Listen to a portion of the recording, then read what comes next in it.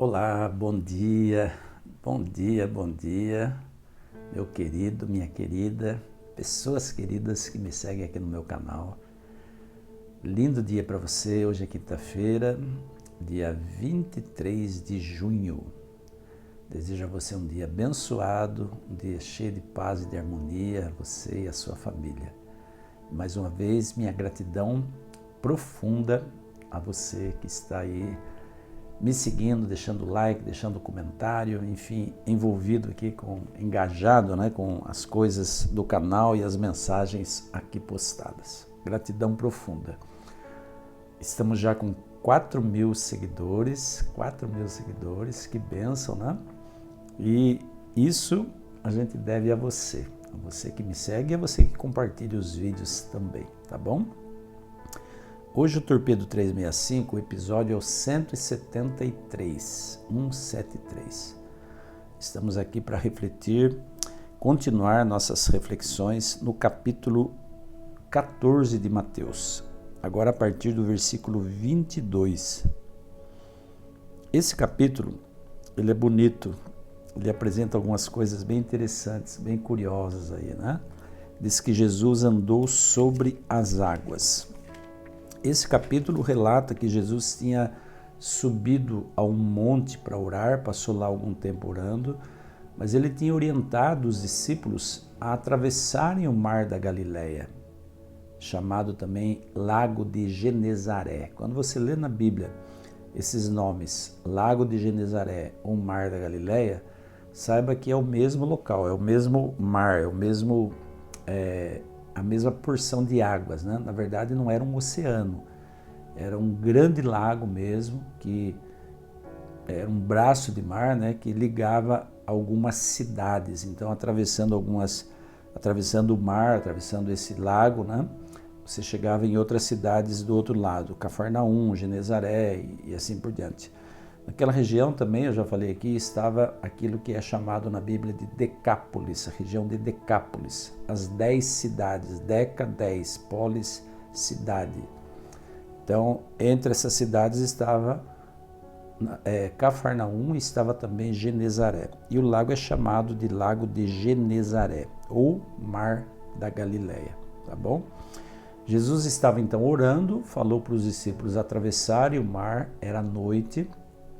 E quando o barco já estava a uma certa distância da terra, Jesus foi encontrá-los andando sobre as águas.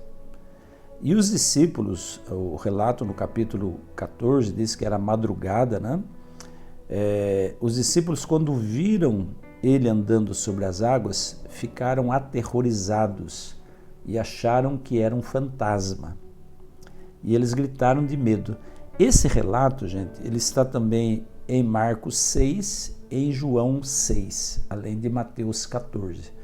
Só que apenas o evangelista Mateus relata uma particularidade que aconteceu aí nessa ocasião. Marcos e João não relatam essa particularidade que eu vou agora contar para vocês, porque está no capítulo 14 de Mateus, tá? Qual é essa particularidade, esse acontecimento que também ocorreu quando Jesus estava andando sobre as águas? Em Marcos e João, eles falam que Jesus estava andando sobre as águas, os discípulos ficaram com medo, ficaram aterrorizados, achando que era um fantasma, mas que ele então disse, não tenham medo porque sou eu, e subiu ao barco. Mas Mateus, ele relata uma outra coisa. Ele diz que Pedro, no versículo 28, disse assim, Senhor, se és tu, manda-me ir ao teu encontro por sobre as águas. Então Pedro, ele quis provar que era realmente Jesus, né? Senhor, se és tu realmente, se não é um fantasma, então me manda e eu vou ao teu encontro, tá? Sobre as águas. E eu fico assim imaginando a ingenuidade de Pedro, né? Porque se houvessem fantasmas, o próprio fantasma poderia dizer para Pedro, venha Pedro, e Pedro iria afundar, né? Mas não era um fantasma, porque inclusive fantasma não existe, né? Mas Pedro, quando ele disse isso, Jesus disse para ele, então venha Pedro. E Pedro saiu do barco e começou a andar sobre as águas também na direção de Jesus. Eu fico imaginando a sensação, o sentimento que Pedro teve quando Jesus mandou ele andar sobre as águas, ir ao encontro dele. Primeiro foi uma fé muito forte que Pedro tinha. Tanto é que Pedro ele é um homem que acabou se tornando uma referência, não só de fé, mas como de coisas, de impulsos, né? Nas suas atitudes e nas suas palavras. Pedro era muito humano, né? Muito parecido com a gente.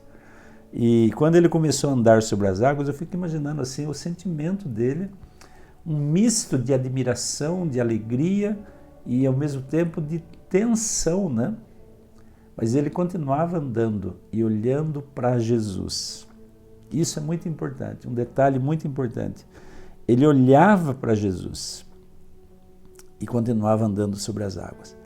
Mas veja, o verso 30 diz: quando ele reparou no vento, ficou com medo e, começando a afundar, gritou: Senhor, salva-me. Olha só, quando que Pedro começou a afundar? Quando ele reparou no vento. Ele deixou de reparar, de focar em Jesus.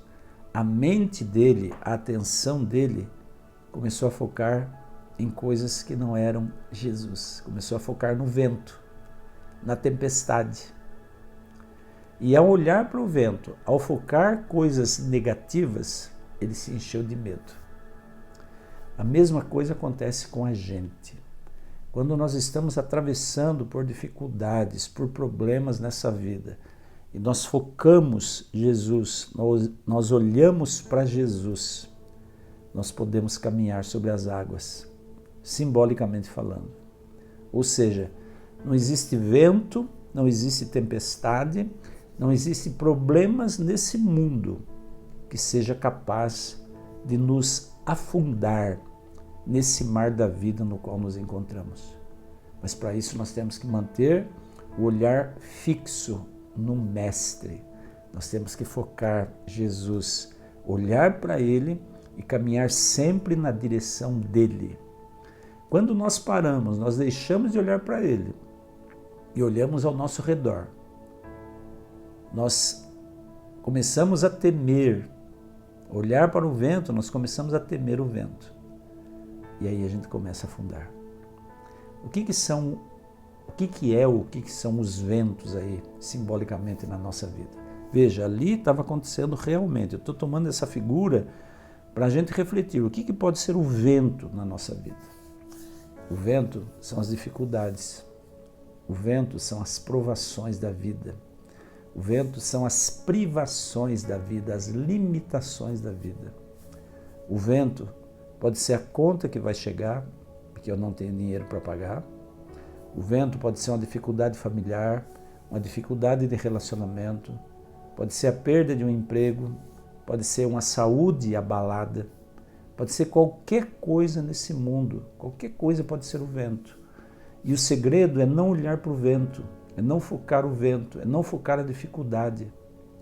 O segredo é olhar para Jesus, é fazer a sua parte e olhar para Jesus. O que significa isso? É olhar para Jesus e continuar caminhando. Erguer a cabeça, não desviar os olhos dele. Assim a gente não vai afundar. Mas olha que interessante. Quando Pedro começou a afundar, e ele ficou com medo, ele gritou: Senhor, salva-me. E Jesus estendeu a mão e o segurou e disse: homem de pequena fé, por que você duvidou? Quando eles entraram no barco, o vento cessou, diz o relato. O que significa isso? Mesmo que você, em algum momento da sua vida, mesmo que eu, em algum momento da minha vida, desvie os olhos de Jesus, eu posso ainda recorrer a Ele, eu posso ainda gritar para Ele, clamar para Ele: Senhor, salva-me. E o que acontece? Ele está ali, Ele estende a mão, como Ele estendeu a mão a Pedro, para nos salvar. Isso é maravilhoso, gente. Isso é fantástico, porque Primeiro, se você mantém os olhos fixos nele, não existe tempestade nem vento que possa afundar você. Mas quando você desvia os olhos dele e olha o vento, tem medo e afunda, ainda assim você pode gritar, você pode clamar, você pode erguer a mão, e ele vai pegar na sua mão, ele vai estender a mão dele, ele vai tirar você dessa dificuldade, ele vai salvar você. Não é fantástico isso? Eu adoro esse relato, porque eu analiso também uma outra coisa aqui, sabe? Eu posso imaginar, a Bíblia não relata isso, mas eu estou agora viajando um pouco na batatinha aqui, tá? Eu posso imaginar, quem sabe, Pedro andando, caminhando sobre as águas ao encontro de Jesus, de repente Pedro parando um pouco, olhando para trás, né? Essas são conjecturas que eu estou fazendo aqui. E quem sabe Pedro olhando para trás, para os seus colegas, discípulos e pensando, olha como eu sou importante, olha como eu consigo caminhar sobre as águas. Mas todo momento que nós olhamos para os outros e nos comparamos com os outros e nos achamos melhores do que os outros, a nossa tendência também é afundar. Não tenha dúvida disso. O segredo não é nos compararmos com os outros. O segredo é nos compararmos conosco mesmo e principalmente nos compararmos com Jesus. Porque quando nós nos comparamos com Jesus, é que nós percebemos o quanto nós ainda podemos e devemos crescer, o quanto nós devemos ter humildade e aceitar que precisamos crescer, precisamos nos desenvolver. E quando nos comparamos com os outros, nós não temos essa preocupação muitas vezes de crescer, porque nos achamos melhores do que os outros, e nós não somos melhores do que ninguém. Nós estamos todos no mesmo mar chamado vida. Cada um tem o seu barco, cada um tem a sua dificuldade, mas o mar é o mesmo. As ondas, os ventos, eles chegam mais cedo ou mais tarde na vida de todo mundo. Por isso é necessário mantermos sempre o olhar fixo em Jesus. Esse era o torpedo, essa era a mensagem que eu tenho para você hoje. Espero que ela sirva para você hoje, caminhar o dia de hoje com esse pensamento. Sempre, em qualquer circunstância, em qualquer situação, eu vou manter os olhos fixos no Mestre. Que Deus abençoe muito a sua vida. Amanhã eu volto com mais um Torpedo 174 aqui para você, tá bom? Fique com Deus, um forte abraço e até amanhã, se Deus quiser. Tchau, tchau.